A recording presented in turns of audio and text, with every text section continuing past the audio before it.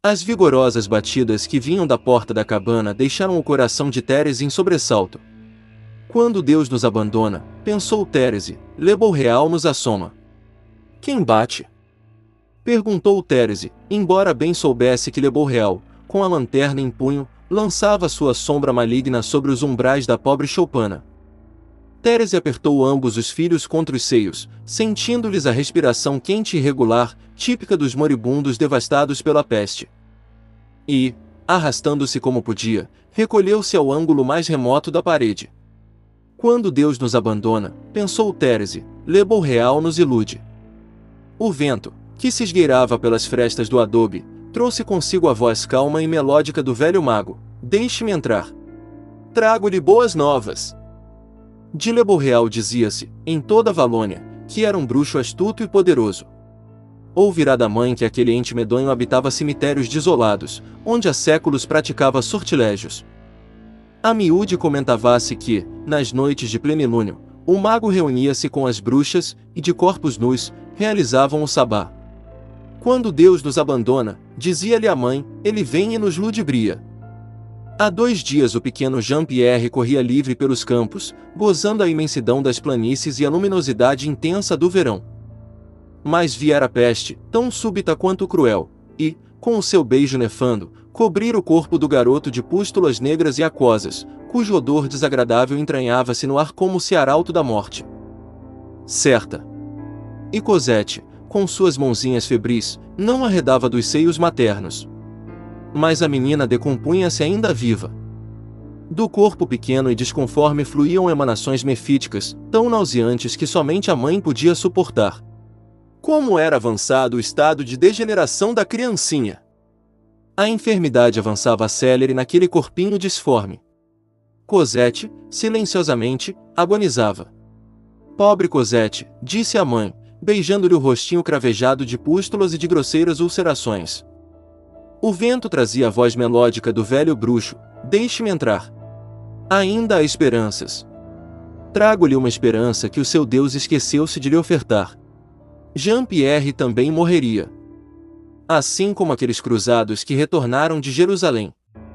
Mais algumas horas e todas as ulcerações eclodiriam num ruído surdo, salpicando, a pressão incontrolável da febre sempre crescente, o líquido asqueroso na atmosfera impregnada de humores deletérios. O corpo, lacerado por ilhas de carne viva, precipitar-se-ia para uma tonalidade roxo escura e, então, viria a inexorável decomposição da pele, da carne e das entranhas. E Cosette, agora, sangrava por todos os orifícios. Também, e principalmente, pela abertura do olho que lhe faltava. O outro era morto e oboval, projetado para fora como o de um camaleão. Cosette nascerá cega, corcunda e coxa. Pobre Cosette, condenada pelo senhor a deambular desgraciosamente pelas planícies pedregosas da Valônia, fazendo de sua muleta uma bengala, e, de ambas, a sua sina, enquanto, curvada ao peso da corcova, estendia as mãos implorando migalhas dos viajantes. Não! Melhor assim. Melhor que o bom Deus ceifasse, desde já, um futuro tão hediondo. Entre, respondeu, finalmente, Thérese. A porta da choupana se abriu. O vento gemeu e rodopiou nas úmidas paredes de adobe. O mago entrou. Trazia numa das mãos uma lanterna que lhe iluminava sobre peliz carmim e o capuz escarlate. O luzeiro iluminou-lhe as faces cavernosas. Thérese tremeu de pavor. O mago continuou, com sua voz mansa, que lhe escapava das ranhuras de uma fileira de dentes amolados, tenho uma proposta. Leve-me. Mas que os meus filhos? Não, não a quero. Quero Cosette. Quero a pequena. O que ganharei em troca? Jean-Pierre viverá. Thérese ponderou. Entregou a pequena. Decisão sábia, redarguiu o homem com gravidade. E acrescentou, piscando maliciosamente um olho de coruja, de que lhe serviria uma criança aleijada, se sobrevivesse. Após uma pausa, uma longa e meditativa pausa, o bruxo concluiu, prazerosamente, com as garras em riste para Cosette, hoje sinto uma grande fome. Arranjar-me-ei bem com ela. O mago mergulhou a criança nas rubras abas de sua sobrepeliz e saiu. Atrás de si ficou o farfalhar monótono de uma capa escarlate, sibilante ao vento que se decompunha em silêncio e se fazia silêncio, enquanto a solidão, coroada pelo desespero, ficava irremediavelmente para trás. Então, nesta mesma solidão, que era a imensidão de um casebre, um arrependimento cruciante reverberou na alma de Thérese. Cosette! A pequena e indefesa Cosette! Não seria justo que a peste a levasse, com seu corpinho repulsivo e disforme, para os campos sepulcrais? Não seria melhor assim? Se é que esta era a vontade de Deus, haveria por que se rebelar? Cosette já estava morrendo. Morrendo irremediavelmente. Mas entregar Cosette aos dentes anavalhados daquela coisa imunda. Saciar a sede e a fome de tão abjeta criatura com as vísceras e o sangue inocente de sua filha. Quando Deus nos abandona, Le Bourreal vem para nos tentar e iludir. Meu Deus, o que eu fiz? Bradou Thérese, na fria escuridão de seu antro. Thérese arremessou contra a noite. Ganhou os campos e as planícies, clamando pela filha. Atirou-se violentamente aos bosques, caminhando sobre as sendas que se abriam ao fluxo luzidio do luar.